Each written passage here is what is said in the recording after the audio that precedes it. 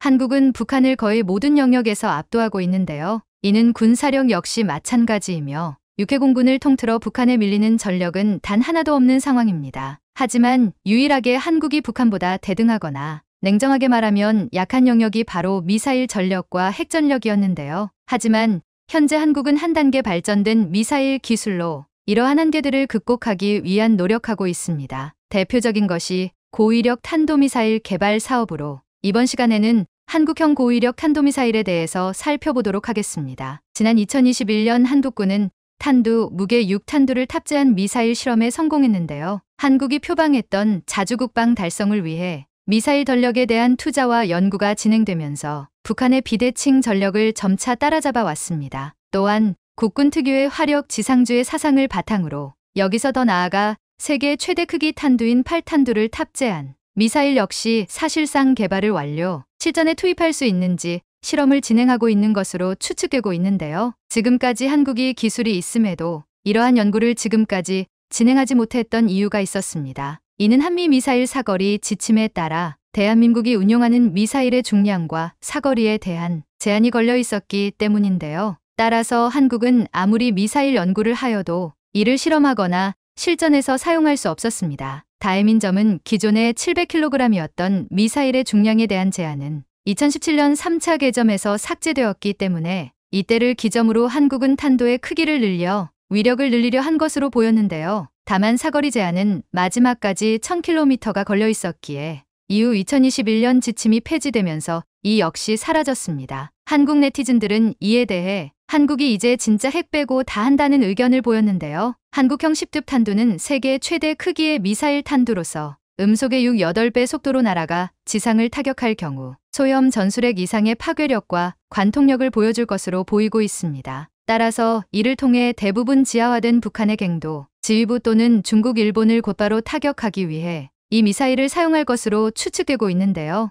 네티즌 역시 이러한 미사일 개발에 감탄했습니다. 한 네티즌은 진짜 핵 빼고 다 만들려고 그러냐라는 반응을 보였으며 북한도 미사일 만드는데 우리라고 못 만들 거 있나 라는 반응을 보인 네티즌도 있었습니다. 이에 따라 이러한 네티즌들의 기대에 호응하듯 최근 한국군 당국이 8터부터 10대 탄두를 탑재한 고위력 탄도미사일을 개발 중인 것으로 알려졌는데요. 최근 시험 발사에 성공한 고위력 탄도미사일도 탄두 중량이 8인 것으로 전해졌습니다. 한국군의 미사일 능력을 제한해온 한미미사일 지침이 전면 해제되면서 한국군이 핵탄두가 아닌 재래식 탄두 중 세계 최대 수준인 괴물탄두, 탄도미사일 개발에 박차를 가하고 있는 것인데요. 소식통은 국방과학연구소가 8터부터 10대 탄두를 잠착한 탄도미사일을 개발하고 있고 성공을 앞두고 있다며 핵탄두 개발이 불가능한 한국에서 사실상 핵무기급 위력의 미사일이 개발되고 있는 것이라고 전했는데요. 다만 사거리 500km대인 이 미사일에 대한 시험 발사는 아직 진행되지 않았다며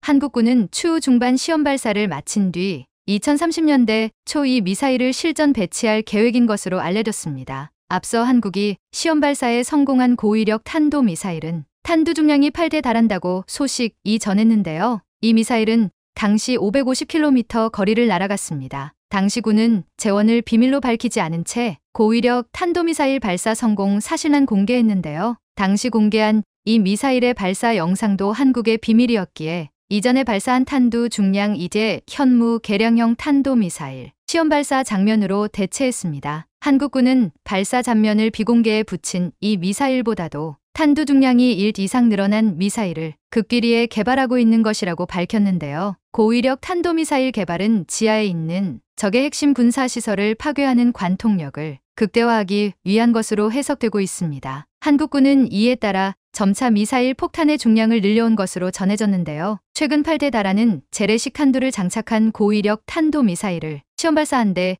이어 탄두 중량을 8터부터 10까지 늘린 괴물 미사일 개발도 사실상 성공 단계인 것으로 알려지면서 한국이 적극적으로 강조해온 자주국방의 핵심 전력이 상당 수준까지 확보되고 있다는 평가가 외신에서 등장하기도 했습니다. 비핵화 협상을 추진하는 한편 적국의 핵능력 고도화에 맞설 수 있는 비대칭 전력이 속속 개발되면서 억지력 강화도 한층 속도를 낼 것으로 보이는데요. 최근 북한은 올해 1월 노동당 대회에서 한미를 겨냥해 전술핵과 초대형 핵탄두 개발을 지시했으며 한국군도 이달 잠수함 발사 탄도미사일 SLBM 발사 성공에 이어 최대 규모의 탄도미사일 개발에 박차를 가하면서 남북 간 미사일 개발 경쟁이 본격화되는 양상을 보이고 있는데요. 한국군이 극비리에 진행한 탄도미사일 개발은 사거리와 탄두 중량의 족쇄로 작용했던 한미미사일 지침이 2단 개정을 거쳐 완전히 해제되면서 급물살을 타고 있습니다. 앞서 한미는 2017년 11월 3차 개정으로 탄두 중량을 해제한 데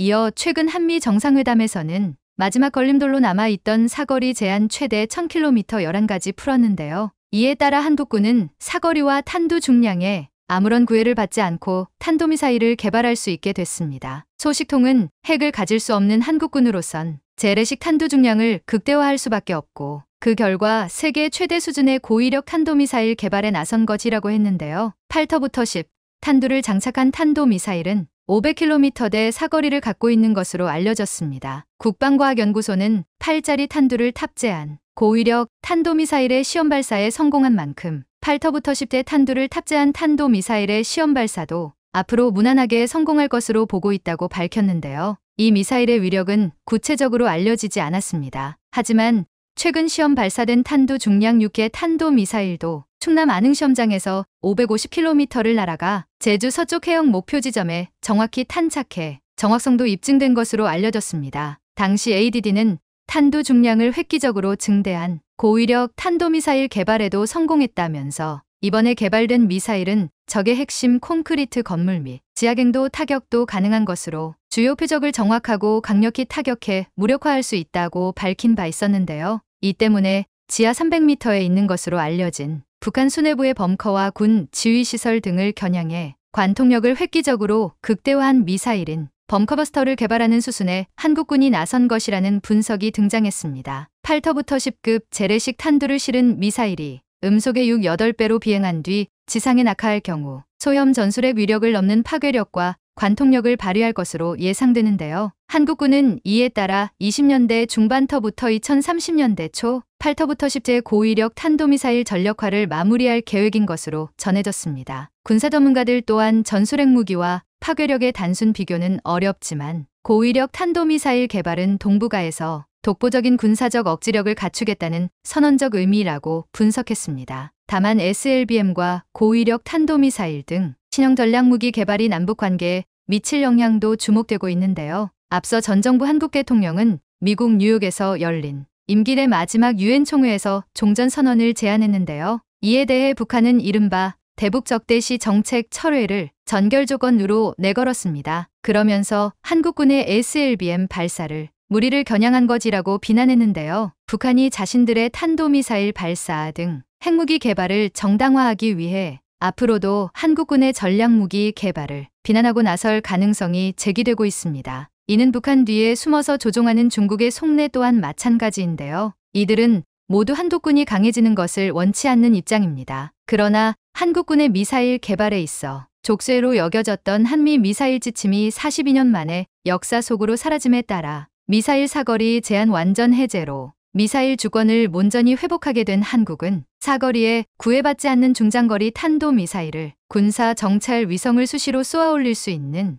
무주로켓 기술도 더욱 진전되는 계기가 될 것으로 보인다는 평가도 들었습니다. 사실상 1979년 한미 합의로 미사일 지침이 설정된 이후 42년 만에 완전 종료를 선언한 것인데요. 이로써 한국군의 미사일 개발 족쇄와 같았던 최대 1000km 이내로 설정된 사거리 제한이 완전히 풀린 것은 한국에게는 다행인 일입니다. 미사일 사거리 제한 해제에 따라 이론적으로는 대륙간 탄도미사일 개발도 가능한데요. 그러나 한국은 사거리 1000터부터 3000km 중거리 미사일과 잠수함 발사 탄도미사일 개발에 집중할 것이란 전망이 현재로선 더 많은 상황입니다. 최근에는 한국군과 한국 정부가 SLBM을 탑재한 핵잠수함 개발을 검토하고 있는 것으로 알려져 이를 적극적으로 추진할 수 있는 조건도 갖추게 되었습니다. 사거리 1000km 탄도미사일은 제주도에서 중국 전역이 사정권에 들 어무게 되는데요. 중국 베이징과 일본 도쿄 또한 예외 없이 한국의 사정권에 들 어갈 것으로 보이고 있습니다. 사거리 2000km 이상이면 중국 내륙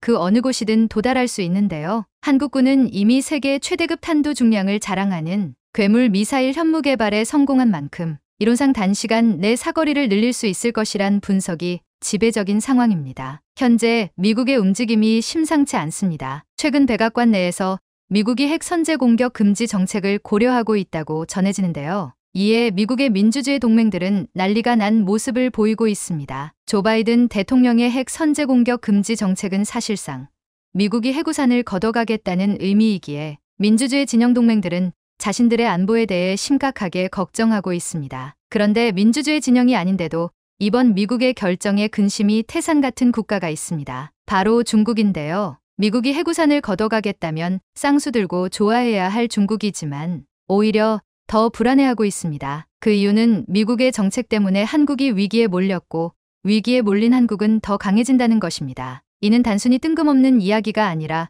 여러 전문가들의 분석과 국제법상 관계 그리고 여러 가지 연구를 통해 나온 결론이기에 중국도 무시할 수 없습니다. 이런 것들은 중국 언론을 통해 급속도로 퍼지고 있는데요. 과연 백악관은 왜 핵 선제 공격 금지 정책을 펼치고 있으며 그로 인해 일어날 파장과 중국이 왜 미국의 정책에 걱정하고 있는지 그리고 한국은 왜 미국의 정책 때문에 강해지는지에 대해 알아보겠습니다. 최근 미국 조 바이든 행정부의 행보는 한치 앞을 예상하기 힘들 만큼 이상한 방향으로 흘러가고 있습니다. 미국은 중국과 대립하면서 많은 국가들을 끌어들였는데 정작 본인들이 한 발 빼는 듯한 제스처를 취해 민주주의 동맹국들의 원성이 높아지고 있는데요. 조 바이든 미국 행정부가 핵무기를 선제적으로 사용하지 않는 방안로 First Use를 채택할 수 있다는 관측이 나오고 있기 때문입니다. 이에 충견을 받은 동맹국들은 로비전에 나서고 있습니다. 최근 영국 파이낸셜 타임스 FT와 일본 교도통신 등은 바이든 행정부가 새로운 핵전략 지침인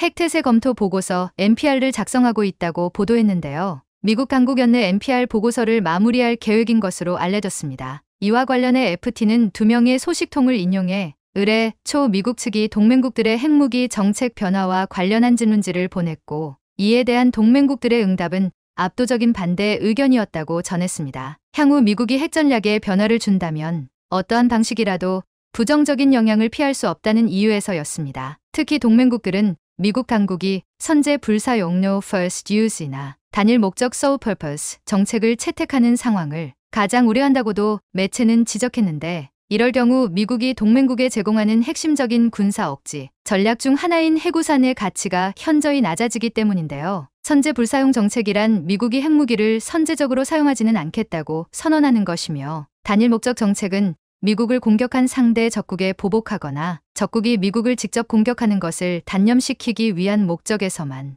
핵무기를 사용하겠다고 선언하는 것입니다. 그러나 미 당국자들이 핵 선제 불사용 정책에 대한 동맹국 내 반대 의견을 바이든 대통령에게 직접 전달하지 않는다는 지적이 나오면서 일부 전문가들은 미국의 전략 변경이 오히려 중국과 러시아에 자신감을 실어줄 수 있다고 우려의 목소리를 높이고 있습니다. 익명의 한 유럽 관계자는 FT에 이 정책은 러시아와 중국의 커다란 선물이 될 것이라면서 일부에서는 한국이나 일본 등의 자체 핵무기 개발을 촉발해 그 지역의 군비 경쟁을 촉진할 수 있다고 우려한다고 전했습니다. 교도통신은 핵 없는 세계를 내세운 버락 오바마 전 행정부의 사례를 언급했는데요. 통신은 2016년 당시 오바마 행정부가 핵 선제 불사용 정책을 검토했을 때 부통령을 지낸 바이든 대통령도 이에 지지했던 세력이라고 지적하는 한편 당시 일본을 비롯한 일부 동맹국의 반대로 미국 정부가 이를 포기했다고 설명했습니다. 이는 단연 미국의 동맹들만의 문제가 아니라 아이러니하게도 미국과 대립하고 있는 중국도 난리가 났습니다. 바로 한국이 핵확산 조약 탈퇴를 통해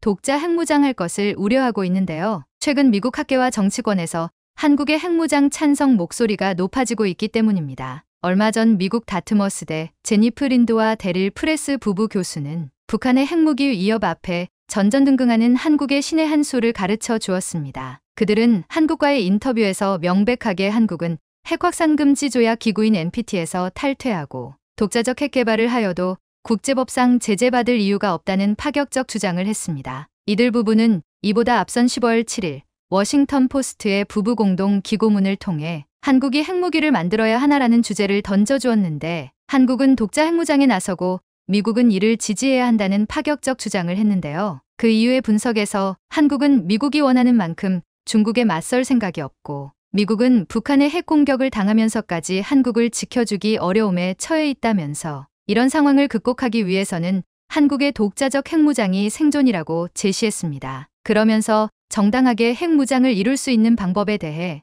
NPT를 탈퇴하는 것이라고 두 교수는 설명했습니다. 즉 핵확산금지 조약 NPT 10조는 본 조약상의 문제에 관련되는 비상사태가 자국의 지상 이익을 위태롭게 하고 있음을 결정하는 경우에는 본 조약으로부터 탈퇴할 수 있다라고 규정하고 있습니다. 따라서 북한이 핵무기로 한국을 위협한 현재 상황이 바로 비상사태이기 때문에 한국의 NPT 탈퇴는 정당하다는 것을 미국도 영국도 프랑스도 인정하게 된다는 것입니다. 이 비상사태는 1년, 2년 정도의 국제적 관심의 대상이 아니었습니다. 벌써 20년 가까이 국제적 논란의 대상이 되어왔으며 어떤 나라도 문제를 해결하지 못했고 결국 이제는 미국 본토까지 위협받는 비상사태에 이르렀습니다. 미국에서도 북핵 위협을 직접 받는 이런 상황에서 한국에 대해서만 NPT 조약을 지키라는 것은 어불성설이란 여론이 고조되고 있다는 것입니다. 국제법을 안 지키는 북한은 그대로 두고 국제법을 지키는 한국은 피해 당사국이 돼 전전긍긍하는 아이러니한 현상을 그대로 두고 봐야 할 것인가 하는 의문이 고조되고 있다는 것인데요.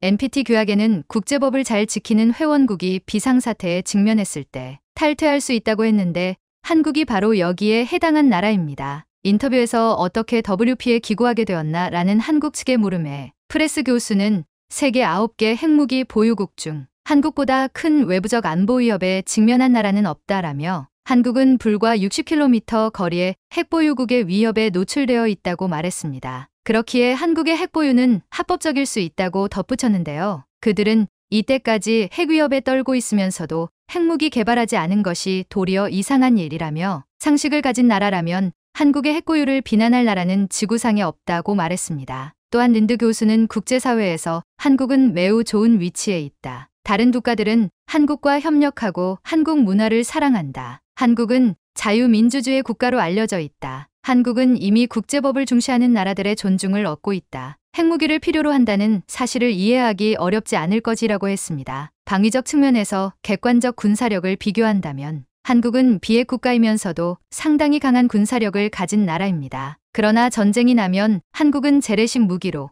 북한은 핵무기로 전쟁을 해야 하는데요. 미 랜드 연구소는 북한이 2027년이 되면 핵무기를 약 200개 이상을 보유할 것이라는 예상을 내놓았습니다. 한마디로 핵무기를 더 만들면 더 만들었지 절대 포기할 북한이 아니라고 본 것입니다. 프레스 교수는 이와 관련하여 한국이 당위성과 그 의지를 끊임없이 주장해야 하고 국제사회에 어필해야 하며 북한처럼 핵무기를 포기하겠다는 주장을 하여서는 안 된다고 강력하게 주장했습니다. 찰스 퍼거슨 미국 과학자협회 FAS 회장은 한국 핵무장 시나리오 비공개 보고서 회람에서 한국이 핵무장에 대해 마음만 먹으면 5년 내에 수십 개의 핵무기를 만들 수 있다고 말했습니다. 일각에서는 한국이 최근 보여준 행보로 볼 때 벌써 핵무기 연구를 마치고 어쩌면 이미 보유하고 있을 수도 있다고 예측하고 있습니다. 중국은 이런 미국의 정책이 한국에게 핵무장의 기회를 제공한다고 보고 있으며 핵무장한 한국이 대만의 편에 설 것에 대해 굉장히 우려하는 목소리가 나오고 있습니다. 일각에서는 실제로 한국이 NPT 탈퇴를 은밀히 진행 중이라는 예측도 나오고 있는데요. 이에 대해 홍콩의 사우스 차이나 모닝포스트 SCMP는 한국과 미국의 동맹 확대에 대해 중국이 경고했다라는 글을 통해 중국이 한국의 군사력 증강에 큰 우려를 내비치고 있다고 말하고 있습니다. 중국 공산당이 생각하는 최악의 시나리오는 핵무장한 한국이 미국의 군사동맹에 적극 가담해 대만에서 위기가 발생했을 경우 한국이 미국의 편에 서는 것이라고 매체는 밝혔는데요. 중국의 유명 싱크탱크인 중국현대국제관계연구소 CICIR은 최근 보고서를 내고 이 같은 상황에 대비해야 한다고 경고하고 나섰습니다. 미국은 얼마 전부터 조 바이든 미국 대통령 취임 이후 반도체, 차세대 이동 통신호지 등 다방면에서 한국과 폭넓은 협력을 추진하고 있는데요. 중국은 이를 한미가 중국을 포위하기 위해 동맹을 강화하고 있다고 보고 있는 것입니다. 중국이 상정하고 있는 최악의 시나리오는 대만에서 문제가 발생할 경우 26,000명의 주한미군과 한국의 막강한 화력부대가 대만의 편에 서는 것입니다. 2019년 미국은 중동이나 남중국해, 대만 해협 등에서 미국의 군사지원 요청을 포함하는 공동위기관리 매뉴얼을 확대하기를 원하고 있지만 한국은 두 국가 사이에서 실리 외교를 펼치며 적극적인 중국 견제는 하지 않았었습니다. 그러나 한국의 상황이 어떻게 변할지는 모른다며 모든 옵션과 시나리오가 테이블에 오를 수 있다고 CICIR은 지적했는데요. 매체는 지난 5월 미국이 한국의 미사일 사거리에 대해 수십 년 동안 이어온 제한을 해제했고 4개월 후 한국은 잠수함에서 탄도 미사일을 발사했다며 이는 비핵 국가 중 최초라고 말하고 있습니다. 이에 매체는 CICIR이 미사일 개발에 대한 제한을 해제해 한국이 중장거리 미사일을 개발할 수 있도록 한국에 당근을 제공했고 이는 중국을 봉쇄하기 위한 것이라고 설명했다고 밝혔습니다. 사실상 중국은 근래에 한국이 핵무장을 할 것으로 예상하고 있으며 한국의 핵은 곧 중국으로 날아올 수 있다고 해석하고 있는데요. 한국의 핵무장은 자주국방을 위해 꼭 필요하며 이에 대해 다수의 국가들도 이해하고 있는 상황에서 어쩌면 이미 논의되고 있는지도 모릅니다. 국방은 스스로의 힘으로 해야 하며 국민들이 자주국방의 의지만 있다면 나라는 굳건할 것입니다. 개인으로 치자면 악질 고객을 넘어 신용불량자 수준으로 추락한 인도네시아를 정말로 KF-X 사업에서 배제하기 위한 논의가 진행 중입니다. 지난 10월 16일 엄동원 방위사업청장은 인도네시아를 방문해 실제 실행 가능한 분담금 납부 계획을 10월 말까지 제출하지 않으면 사업 전반을 원점에서 재검토하겠다는 최후 통첩을 날렸었습니다. 그리고 11월이 된 지금까지도 인도네시아는 어떠한 계획도 제출하지 않았고 결국 KF-X 사업에서 인도네시아를 제외하기 위한 논의가 시작되었는데요. 지금까지 인도네시아에서 미납한 KF-X 분담금만 1조 원을 넘어서 참아줄 수 있는 한계점을 넘어섰다는 것이죠. 그런데 설설기어도 모자랄 판국에 제발 꽂아내달라고 안다라는 듯한 인니의 행보가 추가로 발굴되며 1분 1초라도 빨리 인도네시아를 퇴출하라는 여론이 거세지고 있다고 합니다. 인도네시아가 제 발로 무덤을 파고 있다는 소식 자세히 알아보도록 하겠습니다. 한국과 맺은 계약상 인도네시아는 KF-21의 공동개발국으로서 KF-21 시제 5호기를 인도받고 블록1 모델 50기를 구매할 예정이었습니다. 물론 분담금이 제대로 지급된다는 가정하에 이루어진 계약이었는데요. 지난 수년간 인도네시아는 돈이 없다는 핑계, 한국이 계약을 어겼다는 핑계로 분담금을 납부하지 않아 왔었고 이에 방사청에서는 납부가 이루어지지 않는 한 단 한 대의 KF-21도 줄 수 없다는 입장을 밝혔습니다. 시제기조차 줄 수 없다는 강경한 대응에 인도네시아에서는 적반하장으로 한국이 또 한 번 계약을 어겼다고 비난하고 나섰었죠. 그리고 뭘 믿고 이렇게 뻔뻔하게 구나 싶었던 인도네시아의 배후에 중국과 튀르키예가 있었다는 사실이 밝혀졌었는데요. 한국과 같은 방산대국으로 도약을 노리고 있는 튀르키예는 유례없는 성공적인 개발 과정을 보여주며 세계를 놀라게 만든 KF-21을 따라잡기 위해 튀르키예 5세대 전투기 프로젝트 TF-X를 진행하고 있었는데요. 일명 KAAN이라 명명된 해당 전투기는 목업이 공개되고 고작 1년 만인 지난 3월 활주로 택싱에 성공하며 지켜보던 이들을 경악하게 만들었었죠. 하지만 그 후 TF-X에 대한 추가적인 소식도 새로운 시제기도 공개되지 않으며 당시 튀르키예 대지진으로 궁지에 몰렸던 에르도안 대통령이 연임을 달성하기 위해 치적 홍보용으로 껍데기만 그럴싸한 가짜 전투기를 공개한 게 아니냐는 의혹을 받고 있었습니다. 그러던 지난 6월 인도네시아 국방장관의 입을 통해 인니가 튀르키예와 TF-X 공동개발 협상을 진행 중이라는 소식이 전해졌습니다. 라팔과 미라지, F-16으로도 모자라 튀르키예까지 문어발을 뻗고 있는 건데요. 그런데 튀르키예에서 인니의 사업 참여 조건으로 KF-21의 기술을 요구했다는 충격적인 소식이 뒤띠라 전해졌습니다. 게다가 TF-X 프로젝트에 중국까지 한 발 거들었다는 정황이 포착되며 한국에서 심혈을 기울여 개발한 5세대 전투기 기술이 인도네시아를 거쳐 튀르키예와 중국으로 유출될 수 있다는 우려가 제기되고 있는데요. 인니보다 앞선 지난 2022년 2월 파키스탄이 TF-X 프로젝트에 합류했다는 소식이 전해졌었습니다. 파키스탄은 중국과의 협력으로 전투기를 개발하며 나름의 항공산업을 보유하고 있는데요. 보도에 따르면 중국에서도 파키스탄을 통해 튀르키예에 협력하고 있다고 합니다. 파키스탄과 중국의 합작 전투기 JF-17의 최신 개량형인 블록 3 모델에는 J-10에 들어가는 레이더 기술이 들어가 있는데요. 해당 레이더 기술을 KAAN 전투기에 도입하는 것을 중국에서도 반대하지 않았다고 합니다. 이를 통해 파키스탄은 바지사장일 뿐이고 실제 협력자는 중국이라는 분석이 제기되고 있는데요. 일단은 NATO의 일원인 튀르키예의 5세대 전투기 개발에 중국이 직접적으로 개입할 경우 서방에서 반발할 것을 예상하여 파키스탄을 통해 간접적으로 참여하고 있다는 것이죠. 게다가 튀르키예와 인도네시아,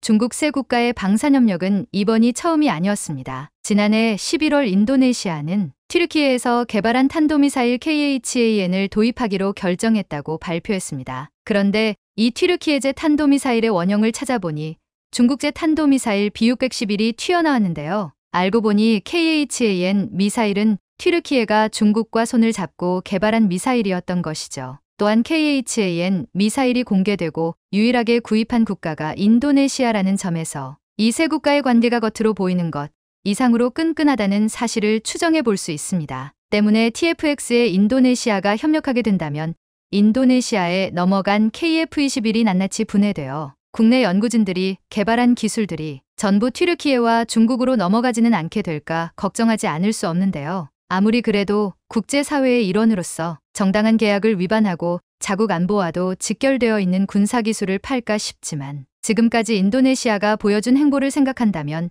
전혀 이상할 것도 없는 일입니다. 인도네시아가 계약을 어기고 도입한 장비와 무기들을 타국에 몰래 팔아넘긴 정황은 여러 번 포착됐었는데요. 지난 6월 인도네시아가 유럽 에어버스에서 항공기를 구매해 국제적인 제재를 받고 있는 이란에 넘기는 것을 도왔다는 사실이 드러났습니다. 지난 5월 밀리 항공사에서는 에어버스 A340 항공기 2대를 구매했었고 이 항공기들은 인도네시아 자바에 위치한 케르타자티 국제공항에서 말리로 비행할 예정이었습니다. 그런데 이후 이란 언론인에 의해 폭로된 사실에 따르면 두 비행기는 말리로 향하지 않고 이란 남부에 위치한 차바하르 공항과 이란 공군의 제10 전술공군기지에서 발견되었다고 합니다. 말리와 인도네시아가 이란과 짜고 제재를 우회하도록 도운 것이었죠. 이뿐만 아니라 대만에 뇌물을 받고 막대한 양의 어뢰를 팔아넘기기도 했는데요. 과거 대만은 네덜란드의 즈바르디스급 잠수함을 개량한 하이룬급 잠수함 2척을 확보하는 데 성공했었습니다. 문제는 이마저도 중국의 압박을 뚫고 간신히 도입했기에 잠수함에서 사용할 어뢰는 구하지 못했었다는 건데요.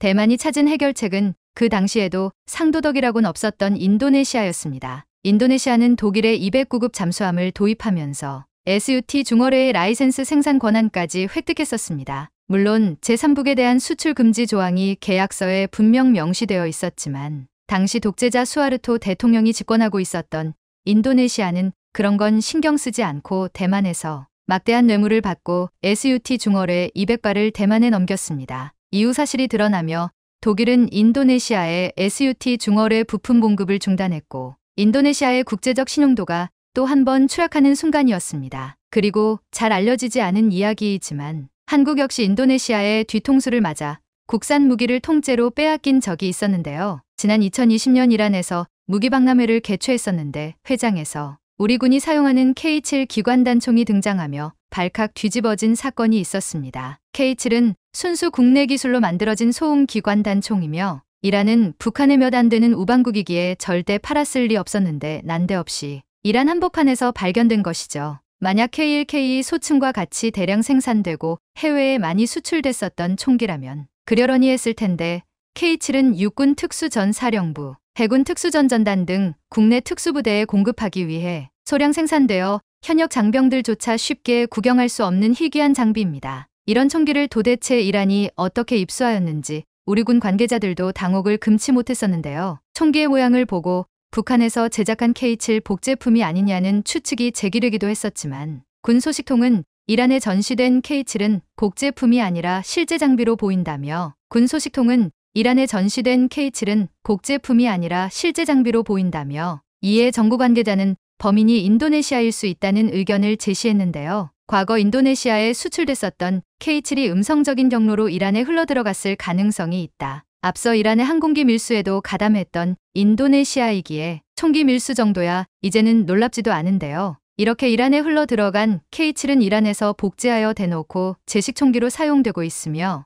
이란에서도 당당하게 K7이라는 이름을 그대로 사용하고 있습니다. 지난 3월에는 이란 대통령 경호원들이 K7을 들고 있는 사진이 찍히기도 했습니다. 이란에서도 대놓고 K7이라고 말하며 사용하고 있죠. 이처럼 국내 연구진들의 노력으로 만들어진 국산 무기가 북한의 우방국인 이란에 넘어가는 모습을 보며 한국 군사기술의 정수인 KF-21을 무얼 믿고 인도네시아에 넘길 수 있을까 싶은데요. 게다가 도둑놈 신보 못 버린다고 아직 같지도 않은 KF-21을 벌써부터 마음대로 뜯어 개조할 생각을 하고 있다고 합니다. 얼마 전 인니의 군사매체 조나 자카르타에서 KF-21에 중국의 5세대 전투기 J-22의 AESA 레이더를 장착할 거라는 황당한 기사가 보도됐었는데요. 인도네시아는 아직까지 한국으로부터 KF-21의 기술을 이전받지 못했다. 최초 합의에 따르면 인도네시아는 AESA 레이더와 IRST 적외선 탈색 및 추적 기술을 한국으로부터 제공받아야 한다. 그러나 인색한 한국은 KF-21의 기술을 인도네시아와 공유하지 않으려 하고 있다. 한국이 협력해두지 않는다면 인도네시아에는 파키스탄의 JF-17이라는 선택지가 있다. JF-17에는 J-20의 AESA 레이더 기술이 들어있고 파키스탄이 튀르키예의 KAAN 개발에 협력하며 KAAN에도 J-20의 AESA 레이더 기술이 들어갈 예정이다. 인도네시아 역시 튀르키예의 KAAN 개발에 참여해서 AESA 레이더들 포함한 J-20의 핵심 기술을 얻을 수 있을 것이다. 그리고 한국이 계속해서 기술 공유에 인색하게 나온다면 추후 KF-21의 레이더로 J-20의 레이더들 동합해서 사용할 수도 있을 것이다. 분담금 미납으로 계약이 이행되지 않는 것을 한국에 책임을 전가하며 KF-21을 넘겨받으면 한국과 협의 없이 마음대로 뜯고 개조하겠다는 말인데요. 조금만 상식이 있어도 해외에서 도입한 무기를 그렇게 할 수 없다는 걸 알고 있겠지만 인도네시아가 그동안 저질러 온 사고 사례들을 보면 정말로 하고도 남을 것 같아 우려하지 않을 수 없습니다. 중국도 황당하기 그지없을 것 같은데요. J-20은 현재 중국 군사기술력의 최고 정수라고 할 수 있는 물건인데 중국과의 직접적인 방산협력도 아니고 튀르키예를 통한 간접협력으로 홀랑 빼먹을 수 있을 거라고 생각하는 모양입니다. 분담금을 납부할 의지도 없는데 시제기를 받으면 계약을 지키지 않고 기체를 뜯고 기술을 유출하겠다는 말을 언론에서 공공연하게 하는 마당에 더 이상 인류와 정상적인 협력을 이어나가는 건 무리라고 할 수 있습니다. 폴란드, UAE 등 인도네시아와 달리 제대로 된 파트너가 줄을 서고 있는 지금 두 말이 나오지 못하도록 인류와의 계약을 깔끔하게 정리하고 KF-21 양산에만 집중할 수 있었으면 하는 바람입니다. 올해 개봉한 중국의 영화 장공주왕은 중국판 탑건, 이른바 짭건으로 불린 영화입니다. 대략의 스토리는 미국의 F-35 전투기가 중국 선박을 위협하자 젠드십으로 추격한 주인공 레이 유는 적기를 무리하게 추격하다 기체 손상을 당합니다. 중국은 F-35에 대항하고자 젠드 J-20이라는 5세대 스텔스기를 개발했고 레이 유는 이 기체의 조종사로 투입됩니다. 개발 시험용 훈련기 기체는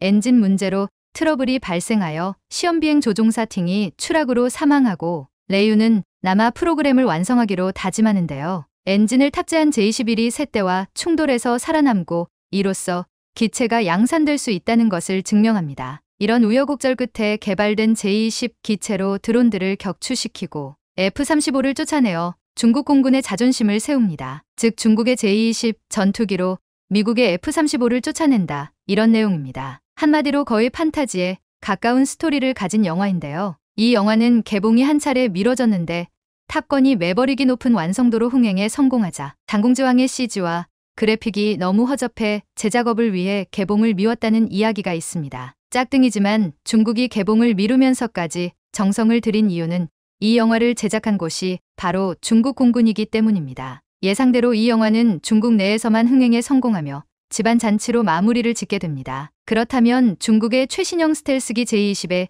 진짜 성능은 어느 정도일까요? 중국은 J-22, 미국의 F-22, F-35에 이어 전 세계에서 세 번째로 실전 배치된 5세대 전투기라며 상당히 자부심을 갖고 있지만 J-20이 어떻게 개발되었는지를 알면 그 실체를 파악할 수 있습니다. J-20은 중국이 1990년대 개발을 시작해 2008년 이후 쓰촨성의 항공기 제조사인 청두항공기공업그룹이 제조하는 5세대 전투기로 미국의 F-22와 F-35에 맞서기 위해 개발된 것입니다. 그런데 J-20은 중국이 미국의 스텔스 기술을 탈취해 카피한 전투기라는 오명이 있습니다. 2011년 1월 15일 미국 법무부는 하와이에 거주하는 스텔스 관련 기술자 나시르 고아디아에게 징역 32년을 선고했습니다. 고아디아는 방위산업체인 노스롬에서 스텔스 폭격기인 BA 스피리제 개발에 참여해 독특한 추진 시스템에 대한 연구를 해왔는데요. 미국 검찰은 고아디아가 6차례에 걸쳐 중국 본토를 방문해 중국 측의 테스트를 도와주거나 결과를 분석해주는 등의 방법으로 중국이 개발 중인 스텔스 순항 미사일의 배기 시스템에 도움을 줬다고 발표했습니다. 또한 미국 법무부는 고아디아가 체포 당시까지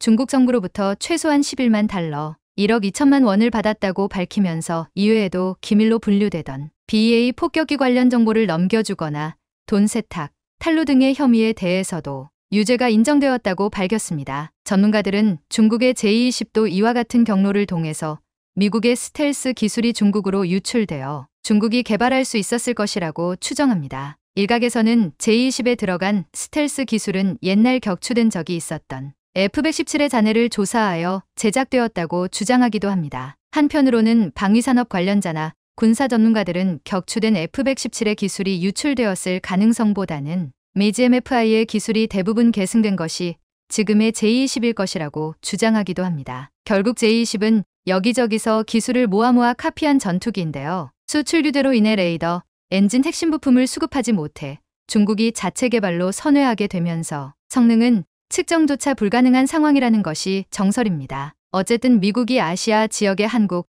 일본, 싱가포르를 중심으로 F-35 전투기 배치가 확대되자 중국은 작년 가을부터 제20 생산에 박차를 가하기 시작했습니다. 하지만 미국은 의외로 느긋했습니다. 얼마 전 케네스 월스바우 미 태평양 공군사령관은 심지어 이렇게 말했습니다. 제20은 이 시점에서 지배적인 더미네이팅 항공기가 되지 못한다. 한국을 비롯한 우방국들과의 고강도 훈련에 대응하지 못할 것으로 보이며 주변국들이 그것 때문에 밤잠을 설칠 정도의 성능은 아니다. 미국이 이렇게 평가절하를 해도 중국의 제20 띄우기는 여전히 시도되고 있습니다. 얼마 전 중국군은 제20에서 PL-10 공대공 미사일을 시험 발사하는 데에 성공했다는 내용을 대대적으로 보도했습니다. 2019년에는 실패했는데 최근 성공했다고 자랑을 한 것인데요. 하지만 전문가들은 황당하다는 반응입니다. 전투기의 가장 기본적인 미사일 발사를 이제 성공했다고 밝혔기 때문입니다. 그간 중국군은 제20의 초도 비행에 성공했다고 여러 차례 밝혀왔는데 이제야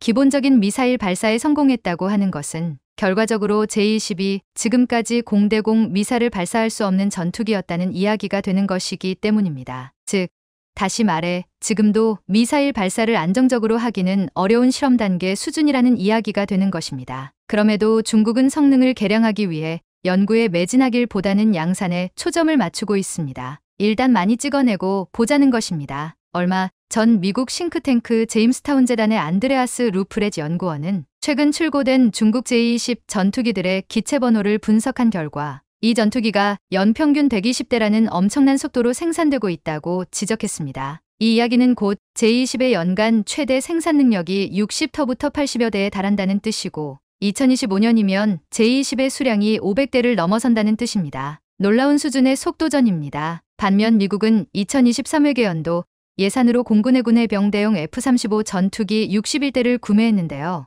로키드 마틴이 한 해 생산할 수 있는 F-35는 153대이며 이 가운데 102대는 동맹국에 배정된 물량입니다. 다른 기종까지 합쳐도 미국이 2023회계연도 예산으로 새로 구입한 전투기는 대략 75대에 그쳤습니다. 즉 중국은 추정치를 보수적으로 적용해도 제20 단일 기종만으로도 미국의 전체 전투기 도입 숫자를 넘어선 것입니다. 제20 생산량이 이렇게 폭발적으로 증가한 이유는 중국이 그간 수입에 의존했던 엔진을 국산화하는 데 성공했기 때문입니다. 중국은 2020년 WS-10C 엔진을, 올해부터는 WS-15 엔진을 제20에 탑재하기 시작했는데요. 성능을 대폭 개량한 엔진이 대량 생산되기 시작하자 제20 도입 속도도 크게 빨라진 것입니다. 따라서 중국이 현재 같은 속도로 제20을 찍어낼 경우 2025년 스텔스 전투기 보유량은 500대를 넘어서게 됩니다. 중국이 이렇게 전투기를 찍어내는 것은 곧 대만과의 전쟁을 염두에 둔 것이라는 전망이 우세한 가운데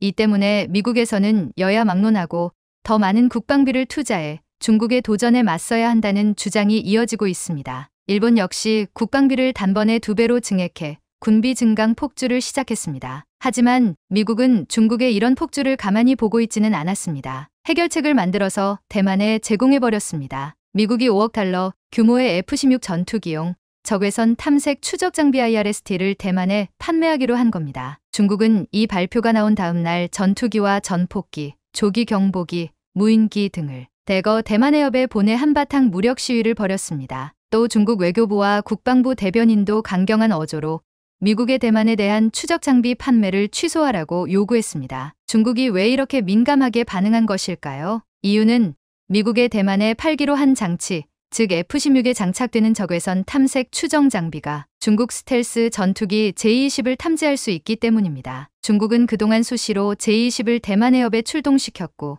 제-20이 대만섬을 내려다보는 화면을 여러 차례 공개했습니다. 대만 방공 레이더가 제-20을 탐지할 수 없다는 점을 부각해 대만 공군의 사기를 꺾어놓겠다는 전술을 쓴 것입니다. 이에 대만 공군은 작년 11월 구형 F-16AB를 개량한 최신형 F-16V 64대를 실전 배치했습니다. 그런데 이 전투기들이 미국으로부터 구매한 적외선 추적 장치를 장착하면 어떻게 될까요? 중국의 제-20이나 소형 무인기 등을 포착할 수 있고 유사시 중거리 공대공 미사일로 공격하는 것도 가능해집니다. 그렇게 되면 이제 지금처럼 제-20이 대만 방공망을 우롱하면서 숨바꼭질을 하기가 쉽지 않아지는 겁니다. 이러니 중국이 발끈하고 나선 것입니다. 미 공군은 2021년 이 추적 장비로 목표물을 포착해 AIM-120 암람 공대공 미사일로 공격하는 시험에 성공했다고 합니다. F-35와 F-22, F-18 등에도 들어간다고 알려져 있는데요. 전투기는 주로 레이더를 통해 공중과 해상, 지상의 목표물을 포착하고 추적합니다. 하지만 레이더파를 발사하게 되면